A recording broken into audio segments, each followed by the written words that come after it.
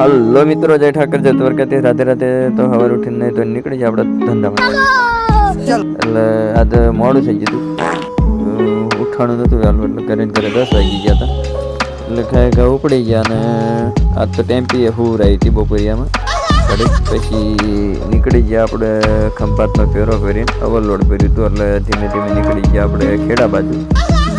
ભગવાન કહે છે કે મહેનત કરતા રહો ને આગળ વધતા રહ્યો, કારણ કે મેણાને ટોણા ભગવાન આપણે તો માણસ જ છીએ.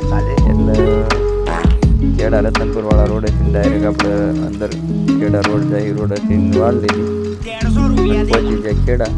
પહોંચ્યા એટલે અહીંયા કણે રેતી વાળું હતું, અહીંયા ટેમ્પો હલવી ગયું. હલવાનું એટલે આપણે અંદરનું ધરી જેવું કંઈક આવે ભાંગી ટેમ્પી નાખી ઊંધીની હમો કરાવીને વળી ગયા ઘરે. બપોર 2 વાગી ગયા હતા, ભૂખે કડકડાઈને લાગી હતી.